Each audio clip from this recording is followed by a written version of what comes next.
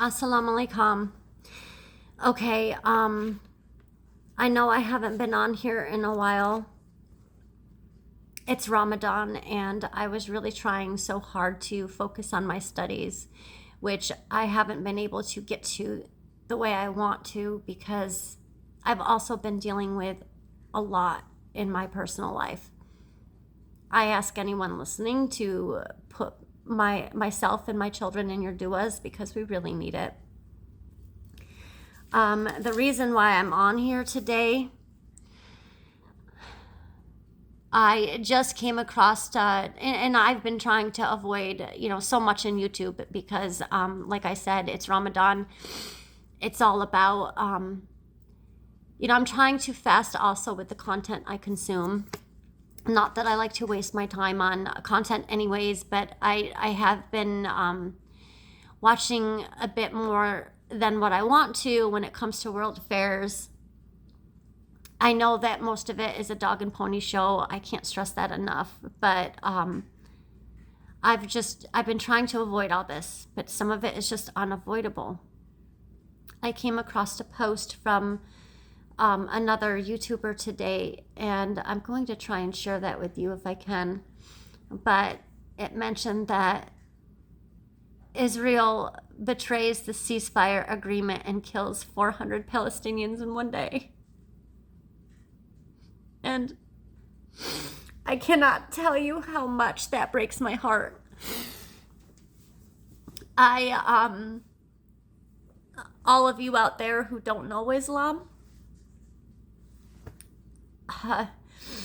I wish you could understand the holiness of this month.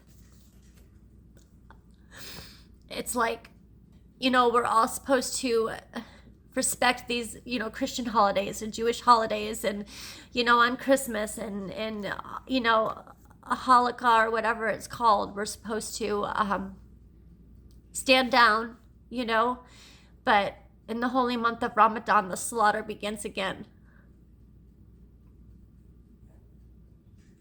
My heart aches. It just aches. These aren't just, these aren't people hiding in tunnels. These are innocent men, women, and little children.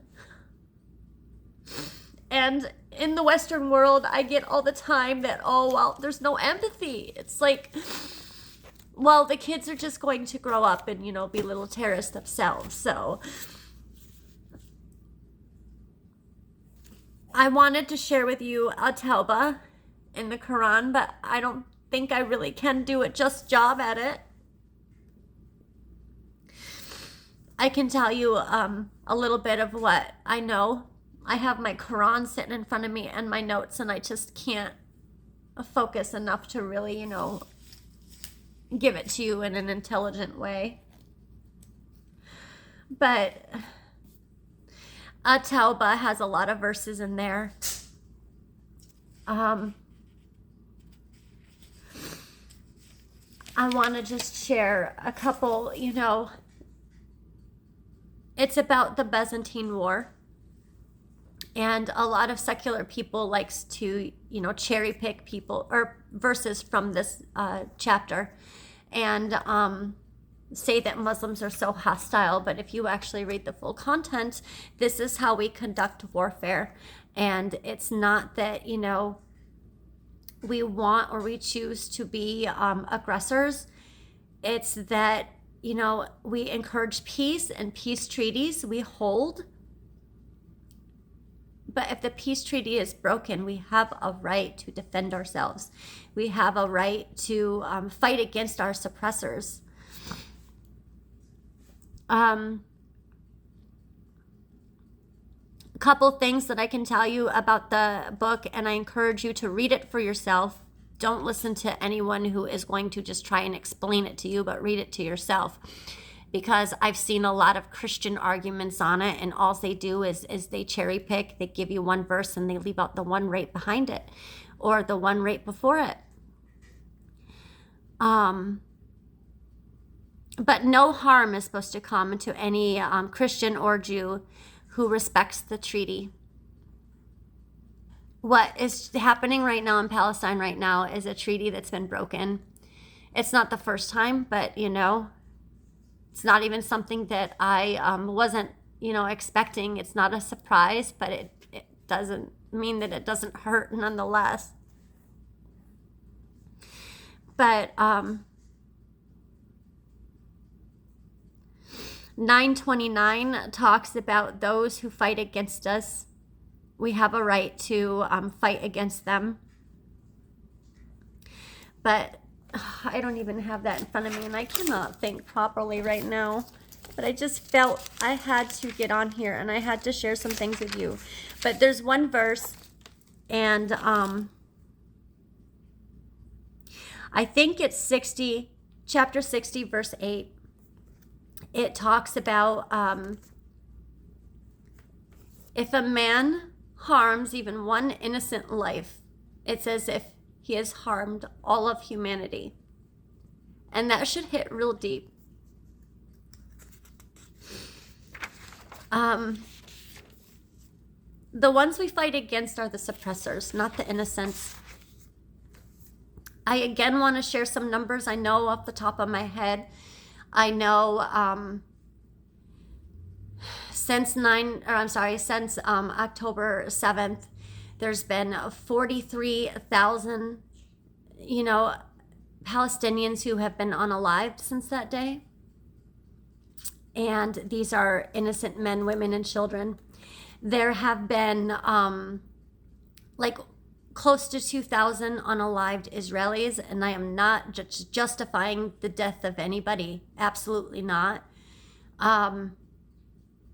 But I'm so tired of hearing that Palestinians are the aggressors. I mean, it's quite obvious when you look at things.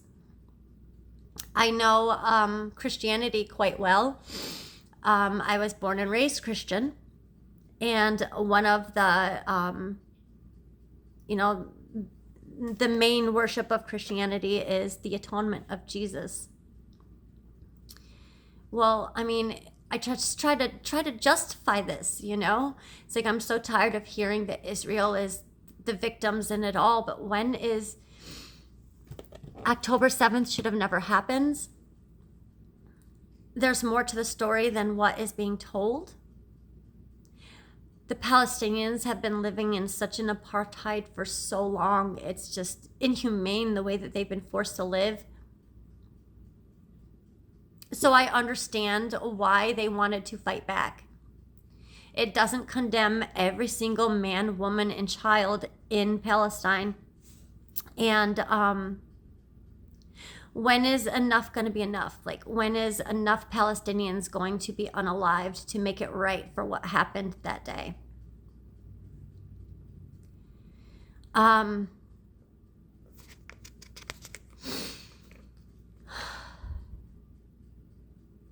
This hurts a lot. It really does, and it weighs on me every day.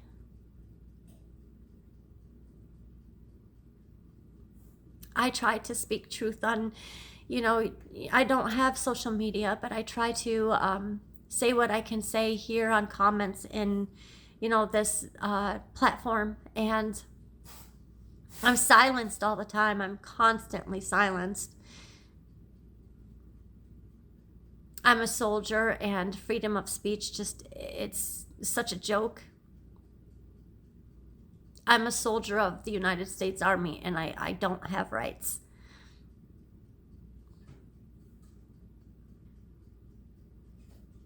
Everything that's going on, it's like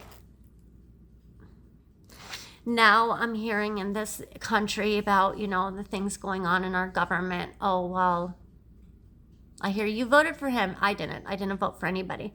But I hear, oh, well, you voted for him, So, it's like it made a joke of those who voted for this person and those who didn't. Another separation I see, just like black versus white, just like left versus right, it's just another divide, and it continues. I know in this country, we have recently had veterans who have been protesting, and I didn't even hear about those protests because I probably would have been out there. But the mainstream media didn't cover it. I heard about it from secular sources. And again, I'm trying to avoid all this stuff, so I only heard a little bit of it. But I know that they were fighting because their benefits are being threatened, their health care is being threatened. So they're fighting, they're protesting for themselves. Just like with Black Lives Matter, it all started for good reasons, but it was hijacked. And that's what happens with any, real movement in this country. And it became a Black nationalist, really. And I've been accused of all sorts of things for not supporting it. The LGBT, I've been around gay people my whole life. I didn't see them as suppressed, maybe they weren't allowed to get married. But marriage is a joke anyway. And it's like, that's another government contract. That's all it is. It's a government contract. A real marriage is between a man and a woman through the eyes of God. So you don't really need a piece of paper for that. But my point being is there was no real hatred that I saw towards the gay people that I was around. But it seems like, now it's like I'm a very religious woman. I was even when I was Christian. I listened to scripture, and the scripture was clear that men shall not dress like women and women shall not dress like men. You do what you want. That's between you and God. I don't judge. But it was a big pushback when this movement came about where I wasn't allowed to hold on to, my belief. I was trying to be bullied into calling people what I knew was wrong, what God did not want from me. I know a lot of people in the rest of the world don't really hear about these things, but like for instance, I'll tell you, there was a bakery who refused to bake a gay wedding cake for this couple, and that was all dragged through the media and everything. And the gay couple, it was two men, they actually tried to make statements about it, and they said, hey, we have a good relationship with this bakery. We understand if they don't want to make the wedding cake, we'll just go somewhere else. That's the way it should be. We have choices. And the bakery just didn't want to make this cake because of their religious beliefs. They couldn't, put two men on top of a wedding cake. They remained friends. It's just the way that things are taken out of context and ran through the political dog and pony show. Left versus right has been this way since I can remember. Democrat, Republican. But I was just thinking the other day when I found out that the vets were protesting and everything that's going on. It's only a matter of time before we actually come together. And when we come together, we're unstoppable. We're the power, we're the numbers. They're the minority. I want to bring a few things to light. We have some guy standing in office who wasn't even voted for. Nobody voted for this guy, but he's there. Now he is crying like a big baby because nobody wants to buy his Tonka trucks. Saying that he's being bullied. Now he's a victim. Now he's being bullied. Can't accept the fact that we're just not happy with the way he is treating us. Going into these, I know the VA was hit really hard, and I know some people that were personally affected by that. Soldiers even, they served in the military. They go and they get a government job at the VA thinking that they have security, and here's some rich guy who wasn't even voted for is sending emails out to people, ending their career.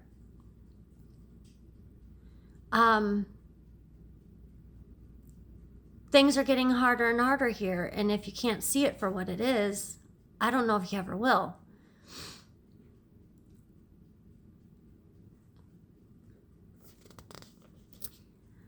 I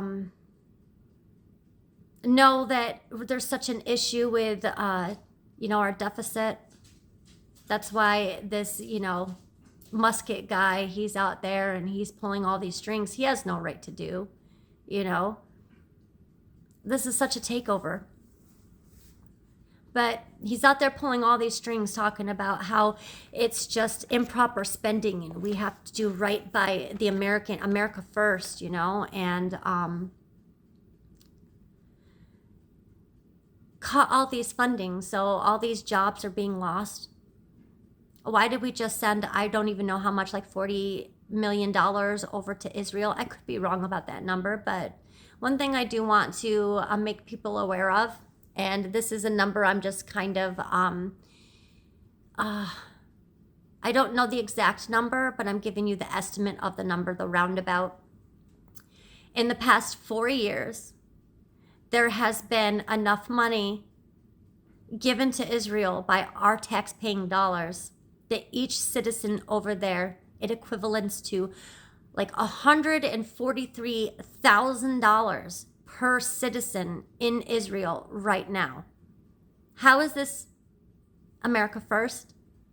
Why don't I get a say as to where my taxpayer dollars go? And why am I sitting here at risk of losing my house right now? That is half my mortgage. I don't know when people are going to wake up and see things for what it is.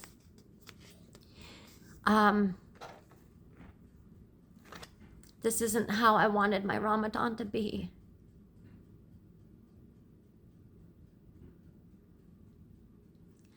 I wanted to talk to people about these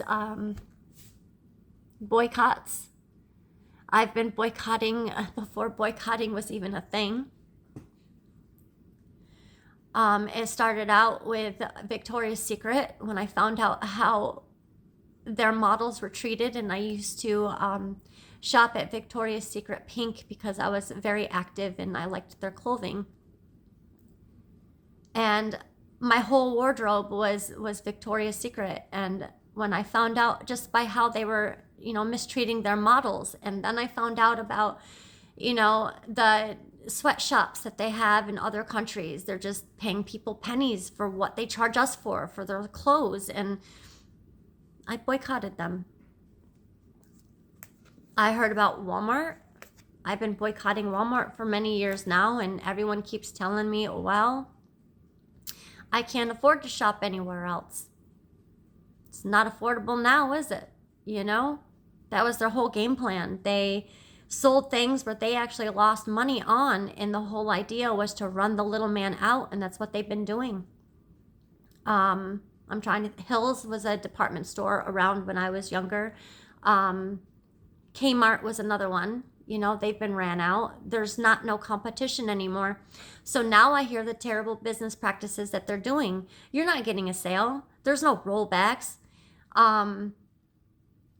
And I know, like, just for instance, one of the things that they're doing is they give you a price tag on their meat and they say that it's this much per pound. And then they have the price you're paying for and the pound on there. But then you go up to the register and they have all this self-checkout, so people are noticing, but they ring the meat through and it's like half the weight that the package says it is. So this is how our future is going to be. What are you going to do? Complain to a machine? I've heard other occasions where, everything's done by machine now. So they run their, they get a gift card for someone and they put the price on there. Then they go and run their credit card. The money comes off their credit card or their bank card to pay for the gift card that they're giving someone. And then the person they give the gift card to goes to use that gift card and the money's not there. I know people who have been dealing with this and there's no one to really complain to. The management says to call the number says to go in the store and talk to management, the complete runaround, and basically you just have to chalk it up as a loss. And this has actually been happening quite a bit. So these are things you should look into. Coca-Cola was another company that I boycotted a long time ago. I believe that it's Honduras. They have a factory out there. I believe it's Honduras, but I could be even wrong about that. But these are just facts you're going to have to look up for yourself anyways. I encourage you to. Don't take my word on stuff. Don't take nobody's word on anything. Do your own research. But Coca-Cola opened a factory in one of the South American countries. I believe it was Honduras. They have such a segregation there. You have the white settlers, and then you have the natives of the land, the indigenous people, who have been only allowed water for once or twice a week for just a couple hours at a time. They're allowed to have water because the factory for the Coca-Cola company is using all the water and the resources in that land. There's been a huge genocide. People have been dying. This has been happening for many, many years now. You just have to look into it. The genocide with Coca-Cola. I believe it's in Honduras. These fancy Tesla cars and these fancy electric vehicles and all your, devices and stuff like that, these electric panels, these solar panels, I'm sorry. Everyone's talking about, oh, Green New Deal, Green New Deal. There's someone making a profit off that. And I know the Congos, this mineral is being mined in the Congos. It's cobalt. That's what it is. The mineral's cobalt. They have little kids as young as 3, just babies, mining for this mineral. And these lands are suppressed. What American would send their kids, their little babies, off to the mine? It has to be a desperate situation to have to do that for your children. And why are all these, mineral-rich areas, these oils or lands with oils, lands with the minerals, the diamonds, why are these lands all third world? Why are they all living in such poverty? That's a question you should ask yourself. They should be banking off all this. This resource is on their land, so why are they suffering so much? It's the Western colonized cancer. I wish I could wake people up to it. It already might be too late. But, anyways, back to the boycotting. I know some really amazing Muslim brothers, sisters who, they're still trying to, they're buying things from Amazon. They're selling things like books and stuff on Amazon, and it breaks my heart. Amazon is one of the biggest contributors to the suppression all around the world, but I know that they're contributing very, very deeply with what's going on in Palestine right now. And then I hear something about Target, but, it doesn't surprise me. This is what I want you guys to think about.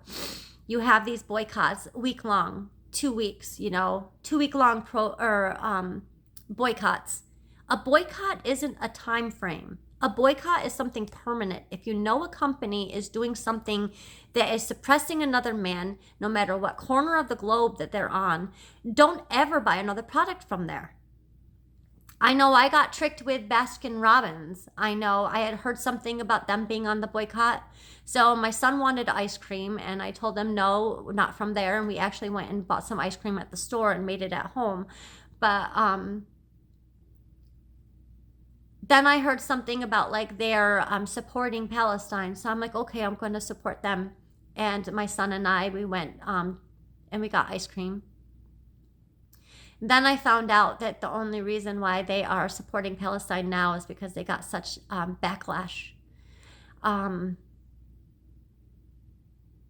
So yeah, I'm boycotting them again too. It's like these companies know what they're doing. It shouldn't be, this is how the rich get richer and the poor get poorer. There shouldn't be any dirty business practices where people are getting harmed for someone else's benefit. And that's just the way I see things, and that is what I encourage everyone to do. This is the way we take our power back. You know, we stop supporting these horrible things. This is a materialistic world, and it's from the shaitan, and that's why these businesses flourish, because they have sold out to the shaitan. They sold out to the Antichrist. There's your system right there. There's your beast. It's the whole system. I don't see any one country in this world today who is actually working for their people. I could be wrong. You know, please let me know what countries you think are doing good, because everywhere I look, I wish I could move to a country where the call of a dawn rings in the streets.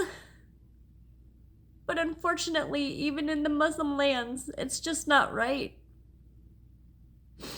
I see some good, but I see also, some suppression.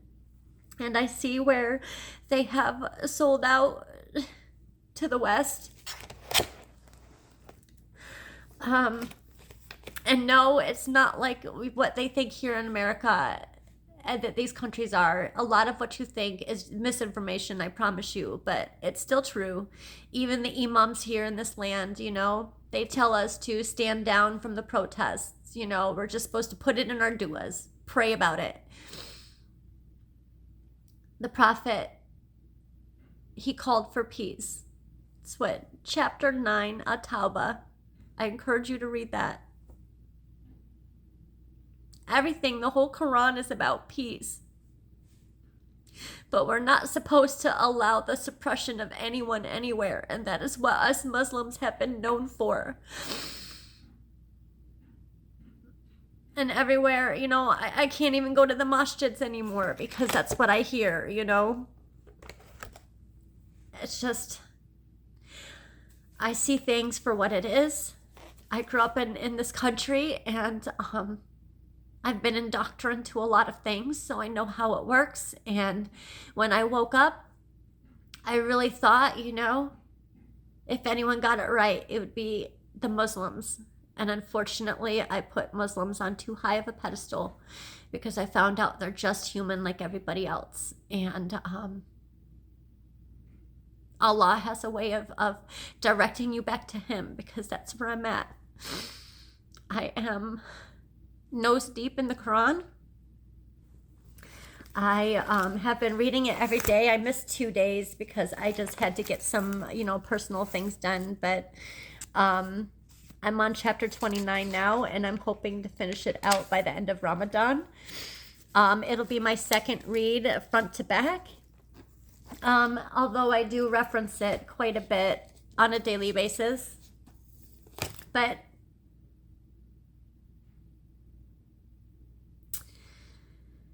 I know that this whole world is upside down.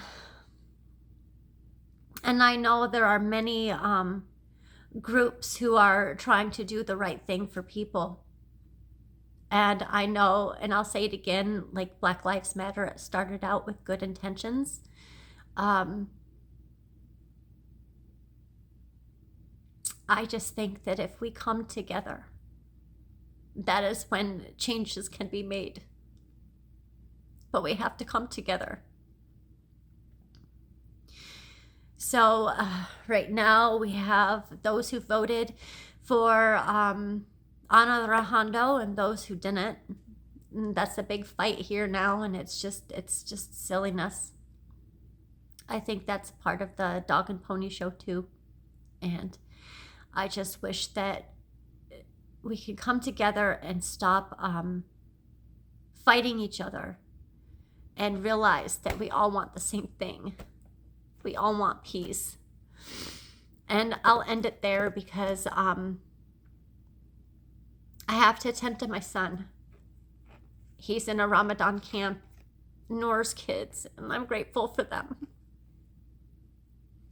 they're here on YouTube. So if you have a chance to, if you have little kids, put them, in front of YouTube for an hour, because they do live sessions right now. But I hope this hits someone somewhere. Even if it's just one person, it'll make it all worth it. Peace and love. And just remember, we're all from the same creator. And I'm going to end it now, but assalamu alaikum, and just do better.